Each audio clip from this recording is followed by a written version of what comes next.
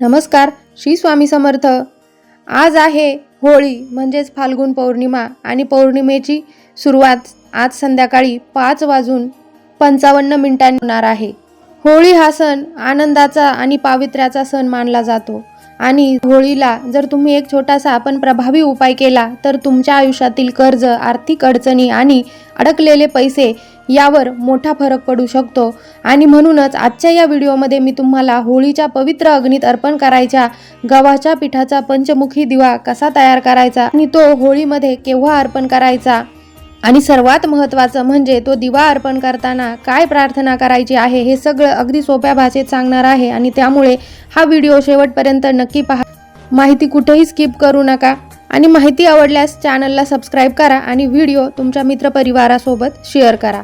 तर बघा, होळी हा सण फक्त रंगांचा सण नाही। होळी म्हणजे वाईटावर चांगल्याचा विजय, होळी म्हणजे आपल्या आयुष्यातील नकारात्मकता जाळून टाकण्याचा दिवस।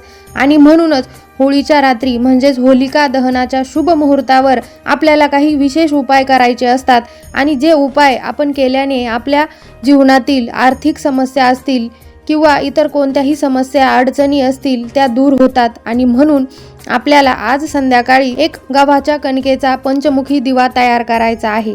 असं मानलं जातं की होळीच्या पवित्र अग्नीमध्ये गव्हाच्या पिठाचा 5 तोंडी म्हणजेच पंचमुखी दिवा अर्पण केल्याने कर्जमुक्ती, आर्थिक समृद्धी आणि मनोकामना पूर्ण होण्यास मदत होत असते। आणि हा उपाय अतिशय साधा आहे, सोपा आहे, पण श्रद्धेने आणि योग्य पद्धतीने जर आपण हा उपाय केला तर त्याचे अत्यंत प्रभावी असे प्रभाव आपल्या आयुष्यावर पडत असतात। तर आता हा उपाय कसा करायचा ते आपण बघू। सर्वप्रथम आपल्याला गव्हाच्या पिठाची कणिक मळून घ्यायची आहे। ही कणिक अगदी घट्ट मळायची आहे, त्यात मीठ वापरायचं नाही। आणि त्या कणकेपासून आपल्याला एक मोठा दिवा तयार करायचा आहे आणि त्या दिव्याला 5 तोंड बनवायची आहे, म्हणजेच 5 कळ्या त्या दिव्याला बनवायच्या आहे। 5 ठिकाणी वाती ठेवता येतील असा आकार आपल्याला त्या दिव्याला द्यायचा आहे। आता हा पंचमुखी दिवा आपल्या ज्या 5 दिशा आहेत त्या 5 दिशा, 5 तत्व आणि 5 प्रकारच्या ज्या आपल्या अडचणी असतात त्या दूर करण्याचं प्रतीक मानला जातो। आता दिवा तयार झाल्यानंतर आपल्याला त्या दिव्यामध्ये 5 कापसाच्या वाती ठेवायच्या आहे आणि त्या दिव्यामध्ये आपल्याला शुद्ध गाईचं तूप टाकायचं आहे। शक्य असेल तर शुद्ध गाईच्या तुपाचाच वापर करा, कारण गाईचं तूप हे पवित्र आणि सात्विक मानलं जातं। आता यानंतर जेव्हा संध्याकाळी आपण होलिका दहन करणार आहे तेव्हा होलिकेची पूजा झाल्यानंतर आपल्याला हा जो कणकेचा दिवा आहे तो दिवा प्रज्वलित करायचा आहे आणि दिवा पेटवत असताना मन शांत ठेवायचं आहे, कोणाशी बोलायचं नाही आणि मनामध्ये फक्त आपल्या समस्यांचा, आपल्या अडचणींचा विचार करायचा आहे आणि देवाला प्रार्थना करायची आहे। आता होलिकेची पूजा झाल्यानंतर जेव्हा तुम्ही दिवा प्रज्वलित करत आहात, दिवा प्रज्वलित झाल्यानंतर आपल्याला तो दिवा होळीच्या त्या पवित्र अग्नीमध्ये अर्पण करायचा आहे आणि मनामध्ये स्पष्ट शब्दात म्हणायचं आहे की माझ्या आयुष्यातील कर्ज दूर होऊ दे, आर्थिक ज्या अडचणी आहेत त्या संपून जाऊ दे, माझे अडकलेले पैसे परत मिळू दे आणि माझ्या घरामध्ये सुख शांती आणि समृद्धी नांदू दे, अशी आपल्याला देवाला प्रार्थना करायची आहे। आणि तो जो पंचमुखी दिवा आहे तो आपल्याला त्या होळीच्या अग्नीमध्ये अर्पण करायचा आहे। बघा, असं मानलं जातं की हा पंचमुखी दिवा अग्नीत अर्पण केल्याने घरातील आर्थिक अडचणी हळूहळू कमी होतात, पैशाचे जे काही मार्ग असतील ते मोकळे होतात आणि आपले ज्या काही पैशाशी संबंधित अडचणी असतील, आर्थिक अडचणी असतील, कर्ज असेल किंवा कुणाकडे पैसे अडकले असतील ते आपल्याला परत मिळत असतात। थोडक्यात सांगायचं म्हणजे आपल्या नशीब आपल्याला साथ द्यायला सुरुवात करत असतं। आपल्याला हा पंचमुखी दिवा होळीमध्ये अर्पण करायचा आहे।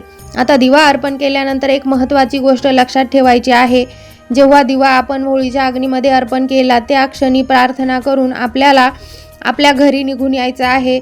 रस्त्यामध्ये आपल्याला मागे वळून बघायचं नाही, शांतपणे आपल्या घरी यायचं आहे, कुणाशी बोलायचं नाही। घरी आल्यानंतर हातपाय स्वच्छ धुवायचे आहे आणि आपल्या घरामध्ये थोडा वेळ शांत बसायचे आहे। बघा, हा जो पंचमुखी दिवा आहे याचा हा उपाय जो आहे तो पूर्ण श्रद्धेने केल्यास त्याचा परिणाम अधिक चांगल्या प्रकारे मिळत असतो। बघा, हा उपाय विशेषतः आर्थिक संकटातून मार्ग काढण्यासाठी ज्योतिषशास्त्रामध्ये सांगितला जातो। पण लक्षात ठेवा, फक्त उपाय करून थांबायचं नाही, त्यासोबत प्रामाणिक प्रयत्न, कष्ट आणि सकारात्मक विचार देखील आवश्यक आहे। बघा, जेव्हा आपण कोणताही उपाय करत असतो तो उपाय म्हणजे आपल्या श्रद्धेची शक्ती असते आणि आपले जे कष्ट असतात ते कष्ट म्हणजे आपल्या यशाची किल्ली असते आणि म्हणूनच आपल्याला कोणताही उपाय करून फक्त बसायचं नाही. आपल्याला त्यासाठी कष्टही करायचे आहे, आपल्याला पैसे मिळवण्यासाठी काहीतरी कामही करायचं आहे, प्रयत्न करायचे आहे. फक्त उपाय करायचा आणि घरामध्ये बसायचं, मग तुमच्या घरामध्ये पैशांचा पाऊस होईल असं अजिबात होणार नाही. तुम्ही हा उपाय श्रद्धेने करा आणि त्याचबरोबर तुम्हाला कष्टसुद्धा करावे लागतील. बघा, या होळीला रंग खेळा, आनंद साजरा करा, पण त्यासोबत हा छोटासा उपाय करून पहा. कदाचित ही होळी तुमच्या आयुष्यात आर्थिक स्थिरतेची नवीन सुरुवात घेऊन येईल. जर तुम्हाला अशी धार्मिक, उपयुक्त आणि श्रद्धेवर आधारित माहिती आवडत असेल तर व्हिडिओला लाईक करा, चॅनल सबस्क्राईब करा आणि हा व्हिडिओ आपल्या मित्रपरिवारासोबत शेअर करा, जेणेकरून त्यांनाही या उपायाचा लाभ घेता येईल. आणि तुम्हा सर्वांना होळीच्या हार्दिक शुभेच्छा. पुन्हा भेटू नवीन माहितीसोबत. तोपर्यंत धन्यवाद. श्री स्वामी समर्थ.